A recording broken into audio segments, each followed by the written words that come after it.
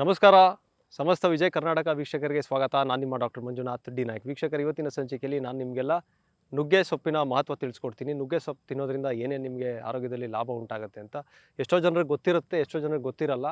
ಅವ್ರಿಗೆ ತಿಳಿಸ್ಕೊಡೋಂಥ ಒಂದು ಸಣ್ಣ ಪ್ರಯತ್ನ ಈ ಸಂಚಿಕೆಯಲ್ಲಿ ಮಾಡ್ತೀನಿ ವೀಕ್ಷಕರೇ. ಮೊದಲನೇದಾಗಿ ಇದನ್ನು ನಾವು ಆಯುರ್ವೇದ ಶಾಸ್ತ್ರದಲ್ಲಿ ಶಿಗ್ರು ಅಂತ ಕರಿತೀವಿ.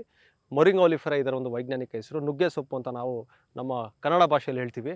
ಸೊ ಹಾಗಿದ್ದಲ್ಲಿ ನುಗ್ಗೆ ಸೊಪ್ಪಿನಲ್ಲಿ ಏನೇನಿದೆ, ಏನೇನಿಲ್ಲ ಅನ್ನೋದು ನೀವು ಪ್ರಶ್ನೆ ಕೇಳಿದ್ರೆ ಬಹುಶಃ ಚೆನ್ನಾಗಿರುತ್ತೆ. ಯಾಕಂದರೆ ಇದರ ಒಂದು ಪಟ್ಟಿ ಮಾಡ್ತಾ ಹೋದರೆ ಮುಗಿಯೋದಿಲ್ಲ. ಸೊ ಮೊದಲನೇದಾಗಿ ನುಗ್ಗೆ ಸೊಪ್ಪಿನಲ್ಲಿ vitamin A, vitamin C, calcium, phosphorus ಇದೆಲ್ಲ ಹೇರಳವಾಗಿ ಸಿಗುತ್ತೆ. ಪೊಟ್ಯಾಷಿಯಮ್ ಎಲ್ಲ ಚೆನ್ನಾಗಿರುತ್ತೆ. ಸೊ ಹಾಗಾಗಿ ಈ ಒಂದು ಕಂಟೆಂಟ್ಸ್ ಇದೆ ಅಂದರೆ ಅದು ಏನೇನು ಕೆಲಸ ಮಾಡುತ್ತೆ ಅಂತ ನಾನು ನಿಮ್ಗೆ ತಿಳಿಸ್ಕೊಡ್ತೀನಿ. ವಿಟಮಿನ್ ಎ ಇರೋದ್ರಿಂದ ಇದನ್ನು ಚಕ್ಷುಷ್ಯ ಅಂತೀವಿ ನಾವು ಆಯುರ್ವೇದದಲ್ಲಿ. ಚಕ್ಷುಷ್ಯ ಅಂದರೆ ಒಂದು ನೇತ್ರದ ದೃಷ್ಟಿ, ಕಣ್ಣಿನ ದೃಷ್ಟಿ ಹೆಚ್ಚು ಮಾಡುವಂಥ ಒಂದು ಅದ್ಭುತವಾದ ಗುಣ ಅಥವಾ ಸಾಮರ್ಥ್ಯ ಈ ನುಗ್ಗೆ ಸೊಪ್ಪಿನಲ್ಲಿದೆ.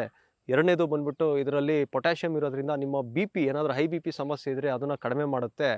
ಸೊ ನೆಕ್ಸ್ಟು ಮೂರನೇದು ಬಂದ್ಬಿಟ್ಟು ಇದರಲ್ಲಿ ಅತಿ ಹೆಚ್ಚಾಗಿ ಕ್ಯಾಲ್ಶಿಯಮ್ ಇರೋದ್ರಿಂದ ನಿಮ್ಮ ಮೂಳೆಗೆ ಗಟ್ಟಿ ಆಗುತ್ತೆ. ಆಮೇಲೆ ಮೂಳೆ ಒಂದು ಆಸ್ಟಿಯೋಪೊರೋಸಿಸ್ ಅನ್ನೋ ಒಂದು ಕಂಡೀಷನ್ ತಲುಪೋದಿಲ್ಲ. ಆಮೇಲೆ ಮೂಳೆ ಸವಿಯೋದಿಲ್ಲ. ಆಮೇಲೆ ನಿಮ್ಮ ಏನು ಪಕ್ಕೆ ಎಲುಬುಗಳಿರ್ಬೋದು, ಮೂಳೆಗಳಿರ್ಬೋದು, ಇದೆಲ್ಲ ಭಾಳ ಸದೃಢವಾಗಿರುತ್ತೆ ಈ ನುಗ್ಗೆ ಸೊಪ್ಪು ದಿನನಿತ್ಯ ನೀವು ಸೇವಿಸೋದ್ರಿಂದ. ನಾಲ್ಕನೇದು ಬಂದ್ಬಿಟ್ಟು ಹೃದಯಕ್ಕೆ ತುಂಬ ಒಳ್ಳೆಯದು. ಪೊಟ್ಯಾಷಿಯಮ್ ಅಂದರೆ ಬಿ ಪಿನೂ ಕಡಿಮೆ ಮಾಡೋದಲ್ಲದೆ ಹೃದಯದ ಒಂದು ಆರೋಗ್ಯನೂ ಕೂಡ ಇದು ಚೆನ್ನಾಗಿಡುತ್ತೆ. ಇದಲ್ಲದೆ ಇದು ದೇಹದಲ್ಲಿ ಎಲ್ಲಾದರೂ ಊತ ಇದ್ದರೆ ಏನಾಗುತ್ತೆ, ಲಿವರ್ ಸಮಸ್ಯೆ ಉಂಟಾಗಿರುತ್ತೆ, ಕಿಡ್ನಿ ಸಮಸ್ಯೆ ಉಂಟಾಗಿರುತ್ತೆ, ಅವ್ರಲ್ಲಿ ಏನಾಗುತ್ತೆ, ಹೊಟ್ಟೆ ಒಬ್ಬರ ನೀರು ಸೇರಿಕೊಂಡಿರುತ್ತೆ, ಅಸೈಟಿಸ್ ಅಂತೀವಿ ನಾವು, ಜಲೋದರ ಅಂತೀವಿ ಆಯುರ್ವೇದದಲ್ಲಿ. ಸೊ ಆ ರೀತಿಯಾದ ಸಮಸ್ಯೆ ಇದ್ದಲ್ಲಿ ಈ ನುಗ್ಗೆ ಸೊಪ್ಪನ್ನ ನೀವು ನೀರಲ್ಲಿ ಕುದಿಸಿ ಆ ನೀರನ್ನು ಕುಡಿಯೋಂಥದ್ದು ಇರ್ಬೋದು, ಇದನ್ನು ಪಲ್ಯ ಮಾಡ್ಕೊಂಡು ತಿನ್ನೋದಿರ್ಬೋದು, ಅಥವಾ ನುಗ್ಗೆ ಸೊಪ್ಪನ್ನು ಒಂದು ನೆರಳಿನಲ್ಲಿ ಒಣಗಿಸಿ ಅದರ ಪೌಡರನ್ನು ಬಿಸಿನೀರಲ್ಲಿ 5 ಗ್ರಾಮ್ ತೊಗೊಳೋದ್ರಿಂದಲೂ ಸಹ ಈ ಊತ ಅಥವಾ ಶೋಥ ಏನಿದೆ ಕಡಿಮೆ ಆಗುತ್ತೆ. ನೆಕ್ಸ್ಟು ಬಂದ್ಬಿಟ್ಟು ನಿಮ್ಮ ಕೂದಲು ಉದುರ್ತಾ ಇದೆ ಅಂದರೆ ನುಗ್ಗೆ ಸೊಪ್ಪು ತಿನ್ನೋದು ಸ್ಟಾರ್ಟ್ ಮಾಡಿಬಿಡಿ. ಕೂದಲು ಬೇಗ ಕಡಿಮೆ ಆಗುತ್ತೆ, ಹೊಸ ಕೂದಲು ಬೆಳವಣಿಗೆ ಆಗುತ್ತೆ. ಇದಲ್ಲದೆ ನುಗ್ಗೆ ಸೊಪ್ಪಿನಿಂದ ಏನಾಗುತ್ತಂದರೆ ವಿಷ ಅಂದರೆ ಈಗ ಯಾರೂ ವಿಷ ಹಾಕಲ್ಲ ಬಿಡಿ, ಆ ರೀತಿಯಾದಂಥ ಕಾಲ ಹೋಯಿತು. ಆಮೇಲೆ ಕೆಲವರು ಮದ್ದಿಡಂತ ಹಾಕ್ತಾರೆ, ಅಂದರೆ ಊಟದಲ್ಲಿ ಬೆರೆಸಿ ಹಾಕುವಂಥದ್ದು. ಆ ಥರ ಇದ್ದಾಗ ನುಗ್ಗೆ ಸೊಪ್ಪಿನ ಪಲ್ಯ ತಿನ್ಬಿಡಿ, ಅದೇನೇ ಇದ್ರೂ ನಿಮ್ಮ ಮಲದ ಮುಖಾಂತರ ಆಚೆ ಬಂದ್ಬಿಡುತ್ತೆ. ಆ ರೀತಿಯಾದ ಒಂದು ಡೌಟ್ ಇದ್ದರೂ ಸಹ ಈ ನುಗ್ಗೆ ಸೊಪ್ಪಿನ ಪಲ್ಯದ ಜೊತೆ ಹಿಂಗನ್ನು ಅಥವಾ ಅಜ್ವೈನ್ ಅಥವಾ ಓಂ ಕಾಳನ್ನು ಬಿಸಿ ನೀರಲ್ಲಿ ಹಾಕಿ ಕುಡಿಯೋದ್ರಿಂದನೂ ಸಹ ಆ ವಿಷ ಅಥವಾ ಏನು ಒಂದು ಹೋಟೆಲ್ ಊಟ ಏನೋ ತಿಂದಿರ್ತೀರ, ಎಣ್ಣೆ ಸರಿ ಇಲ್ಲ ಅಥವಾ ಸರಿಯಾಗಿ ಬೇಯಿಸಿದಂತೆ ಆಹಾರ ತಗೊಳ್ಳೋದ್ರಿಂದ ನಿಮ್ಮ ದೇಹಕ್ಕೆ ಏನೋ ಒಂದು ತೊಂದರೆ ಆಗುತ್ತೆ, ಅದನ್ನು ಇದು ತಡೆಯುತ್ತೆ ಈ ನುಗ್ಗೆ ಸೊಪ್ಪು. ಆ ಸಾಮರ್ಥ್ಯ ಇದೆ ಇದರಲ್ಲಿ.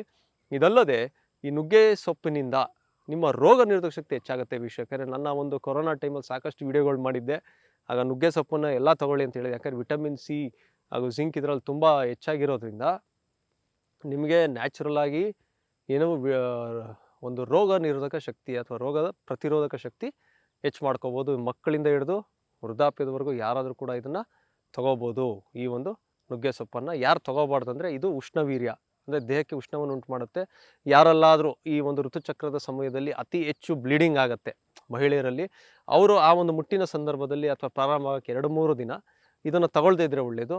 ಯಾರಲ್ಲಿ ಮುಟ್ಟು ಕಡಿಮೆ ಆಗ್ತಾ ಇದೆ, ಮೆನ್ಸ್ಟ್ರಲ್ ಫ್ಲೋ ಕಡಿಮೆ ಇದೆ, ಅವರು ಇದನ್ನು ಒಂದು 3 ದಿನದ ಮುಂಚೆನೇ ಪ್ರಾರಂಭಿಸಿಬಿಟ್ರೆ ನಿಮ್ಮ ಮೆನ್ಸ್ಟ್ರಲ್ ಫ್ಲೋ ಇನ್ನೂ ಹೆಚ್ಚಾಗುತ್ತೆ. ಆಮೇಲೆ ಇದರ ಜೊತೆಯಲ್ಲಿ ಇದು ಒಂದು ಸೈಕಲ್ಸ್ನ ರೆಗ್ಯುಲರೈಸ್ ಮಾಡೋಕ್ಕೆ ಸಹಕಾರಿ. ಹಾಗಾಗಿ ಇದನ್ನು ನೀವು ಉಪಯೋಗಿಸ್ಬೋದು. ಇದರ ಕಾಯಿ, ಸೊಪ್ಪು, ಆಮೇಲೆ ಇದರ ಹೂವನ್ನು ಕೂಡ ಅಷ್ಟೇ ಪರಿಣಾಮಕಾರಿ.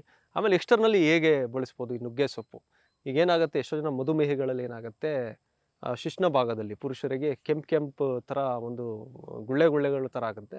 ಈ ಒಂದು ನುಗ್ಗೆ ಸೊಪ್ಪನ್ನು ಒಂದು ಎಲೆನ ಚೆನ್ನಾಗಿ ಪೇಸ್ಟ್ ಮಾಡಿ ಹಚ್ಕೊಳ್ಳೋದ್ರಿಂದ ಈ ಸಮಸ್ಯೆ ನಿವಾರಣೆ ಆಗುತ್ತೆ. ಇದರ ಜೊತೆಲಿ ನುಗ್ಗೆ ಸೊಪ್ಪಿನ ಒಂದು ಜ್ಯೂಸು ಅಥವಾ ಅದನ್ನು ಕಾಯಿಸಿ ಅದೇನಿದೆ ಒಂದು ಸ್ವಲ್ಪ ಡ್ರಾಪ್ಸ್ ಥರ ಕಣ್ಣಿಗೆ ಹಾಕ್ಕೊಳ್ಳೋದ್ರಿಂದ ನಿಮಗೆ ಕಂಜಂಕ್ಟಿವೈಟಿಸ್ ಅಥವಾ ಏನು ಮಡ್ರಾಸೈ ಅಂತಾರಲ್ಲ, ಆ ಥರ ಕಣ್ಣು ಕೆಂಪಾಗೋದು, ಆ ಸಮಸ್ಯೆನೂ ಕೂಡ ದೂರ ಆಗುತ್ತೆ. ಆಮೇಲೆ ತಮ್ಮ ಜೀರ್ಣಾಂಗ ವ್ಯವಸ್ಥೆ ಅತ್ಯುತ್ತಮ ಸ್ಥಿತಿಯಲ್ಲಿರುತ್ತೆ. ಸೊ ಹಾಗಾಗಿ ಇನ್ಯಾಕೆ ತಡ, ನುಗ್ಗೆ ಸೊಪ್ಪನ್ನು ಉಪಯೋಗಿಸಿ ಅಂತ ಹೇಳ್ತಾ ನಾನು ಈ ಸಂಚಿಕೆಯನ್ನು ಮುಗಿಸ್ತಾ ಇದ್ದೀನಿ. ಮುಂದಿನ ಸಂಚಿಕೆಯಲ್ಲಿ ಭೇಟಿ ಮಾಡ್ತೀನಿ ವೀಕ್ಷಕರೇ. ಆ ಸಂಚಿಕೆಯನ್ನು ವೀಕ್ಷಿಸಬೇಕಾದ್ರೆ ನಮ್ಮ ವಿಜಯ್ ಕರ್ನಾಟಕ ಯೂಟ್ಯೂಬ್ ಚಾನಲ್ನ ಸಬ್ಸ್ಕ್ರೈಬ್ ಮಾಡೋದು ಮರಿಬೇಡಿ. ನಮಸ್ಕಾರ ವೀಕ್ಷಕರೇ.